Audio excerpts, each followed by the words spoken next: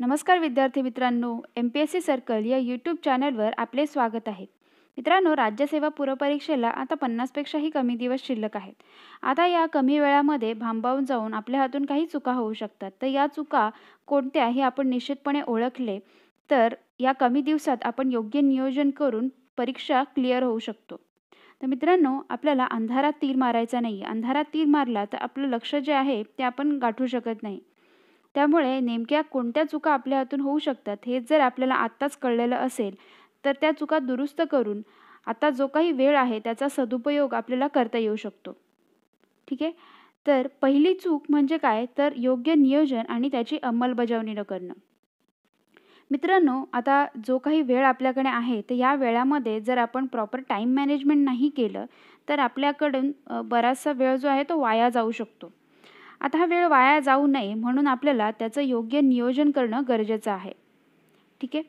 योग्य स्ट्रॅटेजीशिवाय जर तुम्ही एक्झिक्युशन करायला गेले तर ते एमलेस ठरतं. ठीक आहे. मग त्यासाठी तुम्हाला काय करायचं आहे, तर अभ्यासक्रम किती आहे, आपल्याकडे किती वेळ शिल्लक आहे याचं योग्य ॲनालिसिस करून घ्या. त्यानंतर जुन्या प्रश्नपत्रिका पाहून घ्या. त्यातून इम्पॉर्टंट टॉपिक्स कुठले आहेत त्याची एक लिस्ट बनवा. अशा प्रकारच्या लिस्ट ज्या आहेत त्या आम्ही या चॅनलवरती अपलोड केलेल्याच आहेत. याचासुद्धा तुम्ही फायदा घेऊ शकता. त्याचबरोबर काही योग्य पुस्तकं जे आहेत ती आपल्याला मस्ट आहेत प्री क्लिअर करण्यासाठी. तर ह्या पुस्तकांची सुद्धा तुम्ही निवड करून ठेवा. तुम्ही जे याआधी वाचलेली पुस्तकं असतील तीच तुम्हाला निश्चितपणे वाचायची आहेत. पण त्यातसुद्धा जर काही लूपहोल्स असतील तर ते तुम्हाला दुरुस्त करून प्रॉपर मॅनेजमेंट करून ही प्री जे आहे त्या दृष्टिकोनातून तुम्हाला नियोजन करायचं आहे. ठीक आहे.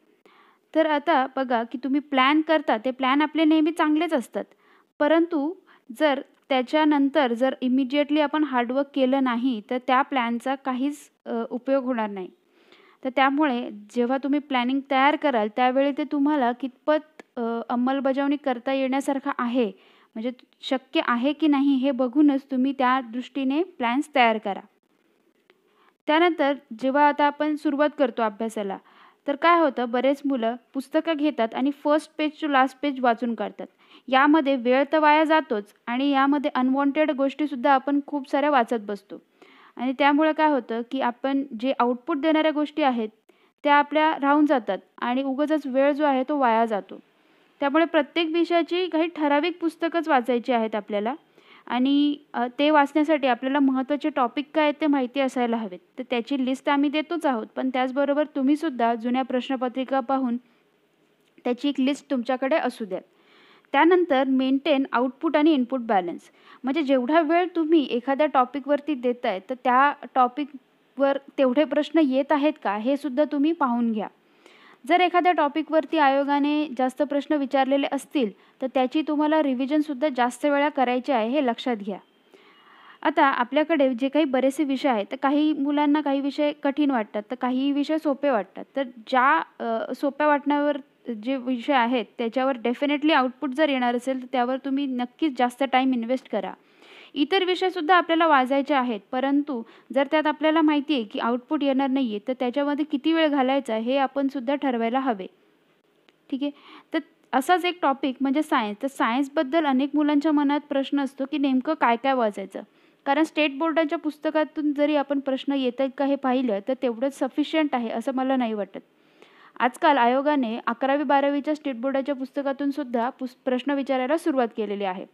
त्यामुळे मग आता ती पुस्तकं जर वाचत बसलो आपण तर त्यामध्ये खूप जास्त वेळ वाया जाऊ शकतो. मग अशा वेळी काय करायचं याची नेमकी एक स्ट्रॅटेजी जी आहे ती आपल्याला करायला हवी. यातील एक उपाय म्हणजे जे काही पुस्तकं आहेत त्याची समरी वाचणं. तर हे सायन्स हा टॉपिक कसा करायचा याबद्दल आम्ही एक सेपरेट व्हिडिओ बनवणारच आहोत. तर ज्या मुलांना या सायन्स या विषयाची भीती वाटते किंवा त्याचं अभ्यासाचं शेड्यूल कसं करायचं, नेमकं कशातून वाचायचं, यासाठी आम्ही एक व्हिडिओ जो आहे तो लवकरात लवकर तुमच्यापर्यंत आणू. तर त्याचा तुम्ही नक्कीच फायदा घ्या. त्याचबरोबर आणखीन एक असा विषय म्हणजे इतिहास. तर इतिहासाचं तुम्ही जितकी पुस्तकं वाचाल तितकी कमी पडतात की काय असं आपल्याला वाटतं. कारण परीक्षेमध्ये प्रश्न नेमकं कुठून येतात हेच बऱ्याच वेळेला कळत नाही. तर बघा की जे काही टॉपिक आहेत जे रिपीट होतात त्या टॉपिकांकडे जर तुम्ही लक्ष दिलं आणि जर महत्त्वाचे घटकच त्यातून केले आणि त्याचीच रिव्हिजन जर आपण मल्टिपल टाईम केली तर आपल्याला इतिहासातून निश्चितपणे मार्क येऊ शकतात. आणि त्याचबरोबर इतिहासात जो काही वेळ आपला जास्त वाया जात असतो तर तो सुद्धा जाणार नाही. तर असाच एक टॉपिक म्हणजे समाजसुधारक. ते समाजसुधारकांवर आयोग वर्षभरामध्ये जितक्या काही परीक्षा होतात त्याच्यामध्ये वारंवार प्रश्न विचारत असतं. तर हा टॉपिक जर आपण केला तर आपले इतिहासातील बरेचसे प्रश्न जे आहेत ते सुटू शकतात. त्यामुळे यासाठी म्हणून आम्ही MPSC सर्कलने एक कोर्स आहे तो लॉन्च केलेला आहे. याबद्दलची माहिती तुम्हाला चॅनलवरती वेगवेगळ्या व्हिडिओजमार्फत तुम्हाला मिळेलच. तर तिसरी चूक म्हणजे जुन्या प्रश्नपत्रिकांकडे लक्ष न देणे.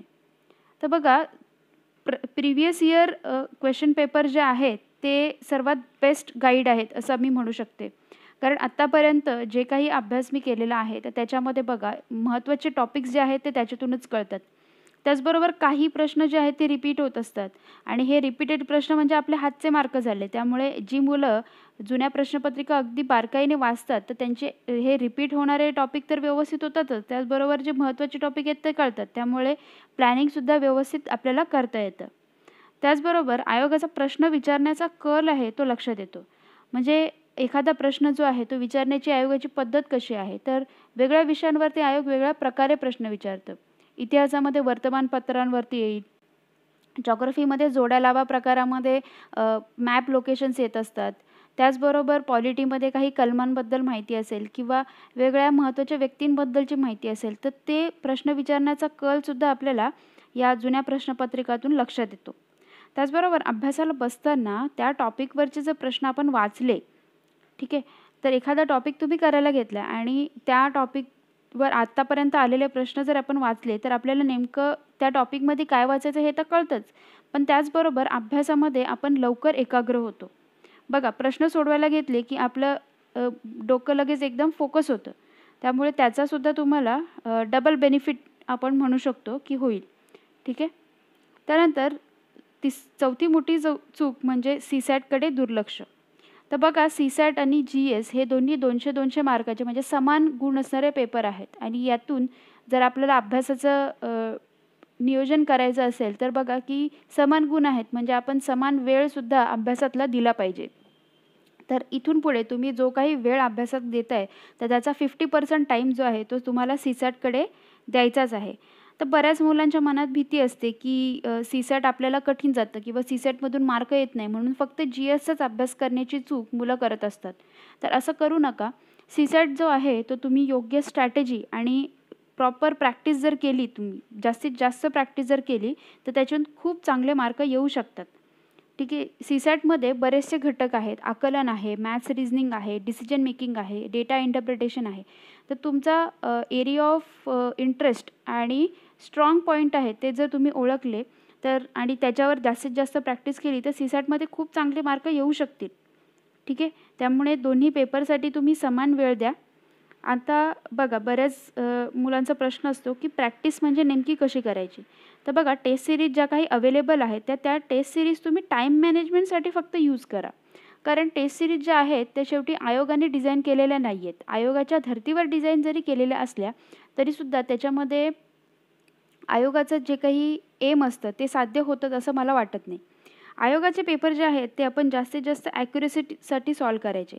बघा की आयोगाचं जे लॉजिक असतं ते आपल्याला आयोगाच्या पेपरमधूनच कळणार आहे. इतर टेस्ट सिरीज ज्या काही अवेलेबल आहेत त्याच्यामध्ये पॅसेज सोडवताना बऱ्याच मुलांची अशी तक्रार असते की ह्याच्यामध्ये लॉजिक काय वापरलं आहे ते कळत नाही आहे किंवा आयोगाच्या लॉजिकशी मॅच होत नाही आहे. त्यामुळे टेस्ट सिरीजचा वापर तुम्ही टाईम मॅनेजमेंटसाठी करा. CSATमध्ये 2 गोष्टी खूप महत्त्वाच्या आहेत. एक म्हणजे की तुम्ही क्वेश्चनचं सिलेक्शन कशाप्रकारे करताय.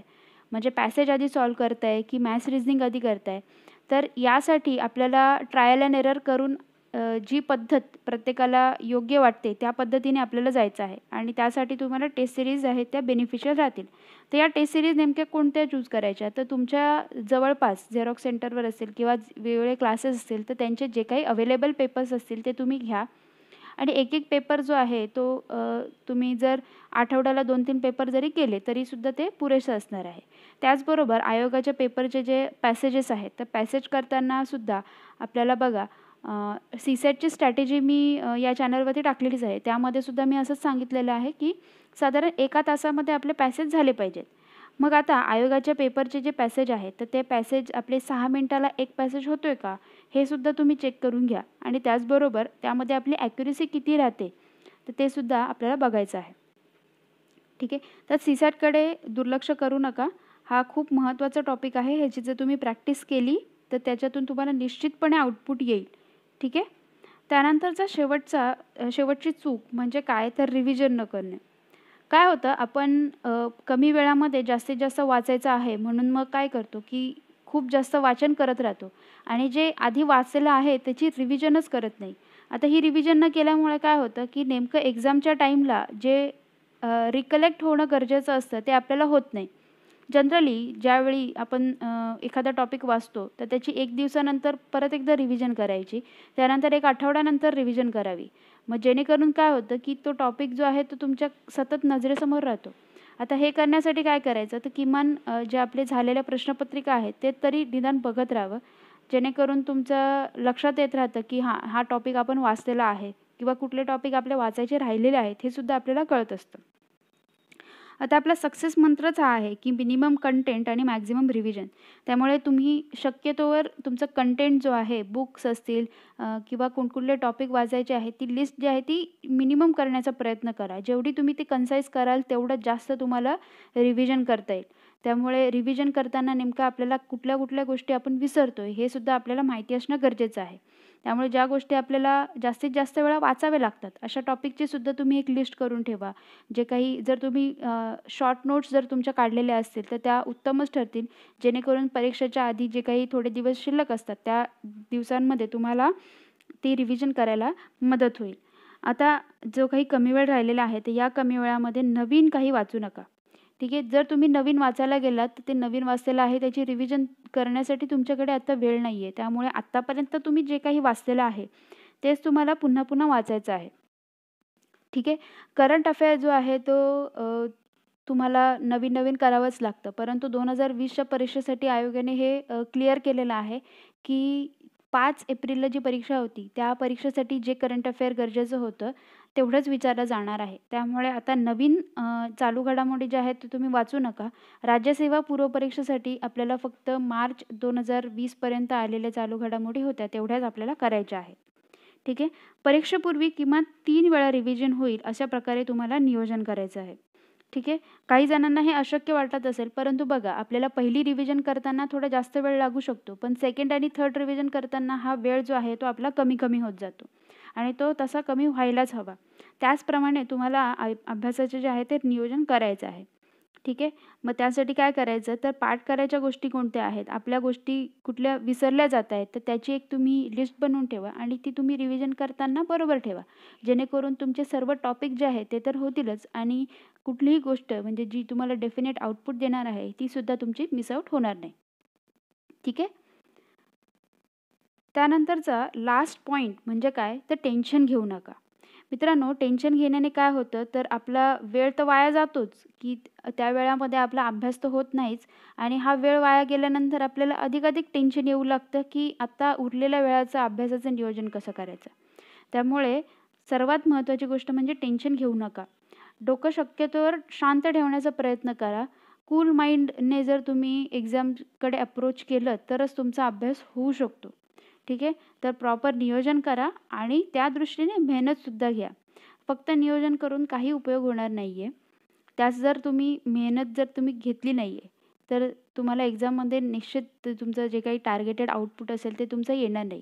आणि एक गोष्ट लक्षात ठेवा की प्रीमध्ये जर तुमचा खूप चांगला स्कोर आला तर तुमचा मेन्समध्ये सुद्धा खूप चांगल्या प्रकारे अभ्यास होऊ शकतो. ठीक आहे. त्यामुळे अजिबात वेळ वाया घालवू नका. जो काही वेळ आहे त्याचं नियोजन करा. जास्तीत जास्त हार्डवर्क करा. यावर्षीची प्री जी आहे ती आपली निश्चितपणे निघालीच पाहिजे असा मनाशी निश्चय करा आणि all the best. Thank you.